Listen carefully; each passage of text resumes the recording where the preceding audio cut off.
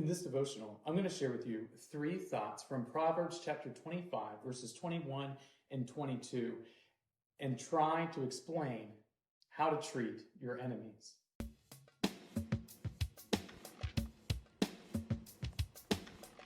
Proverbs 25, verses 21 and 22 say, "If your enemy is hungry, give him bread to eat, and if he is thirsty, give him water to drink. For you will heap burning coals on his head, and the Lord will reward you." The way that we treat our enemies is significant. It tells a lot about who we are if we're able to treat those who are against us well. The Bible has a lot to say about the way that you treat your enemies. Jesus says that we are to love our enemies and to do good to those who persecute us.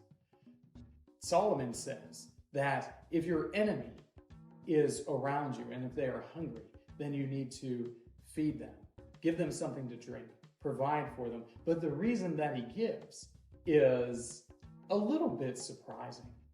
Today, it's important for us to know how to deal with our enemies, how to treat them well, so that we might do right before the Lord in all things, both when we're dealing with the good and the bad. Here are 3 thoughts from Proverbs 25, verses 21 and 22 on how to treat your enemies. Thought number 1, provide for them. Solomon says that if your enemy is hungry, get them some food, and if your enemy is thirsty, get them something to drink. Provide for your enemies as they stand before you. And I think that there is some good reason for this. One, it identifies the inherent image of God in man.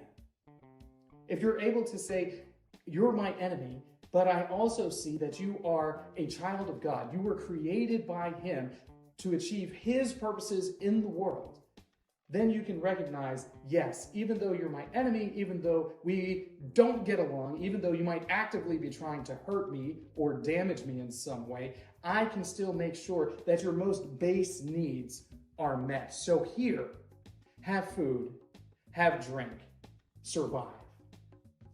Thought number 2, burning coals. Solomon gives a reason why you should feed your enemy. He says that if you take care of your enemy, if you provide for their needs, then you are heaping burning coals on their head.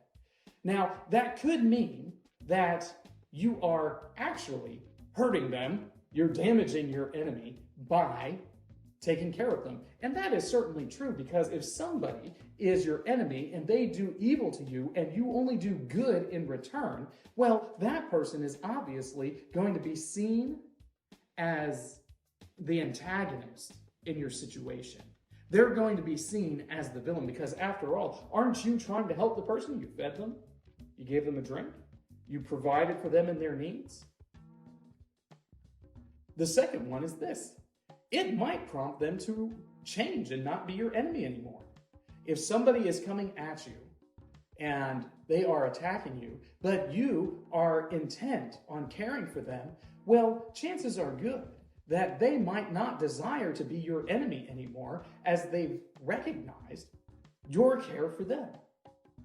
So pouring burning coals on their head, it might cause them to have a social backlash for attacking you. It might prompt them to reconsider being your enemy, and it might be sufficient discipline for them so that they can change their attitude towards you.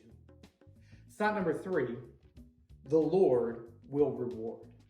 The Lord will see that you are treating your enemies well, and he will reward you for being faithful to him and abiding by his command to love your neighbor.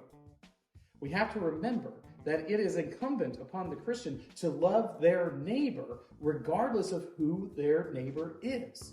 So at times, we will have enemies coming against us, but we must love them in spite of the wickedness they are doing to us.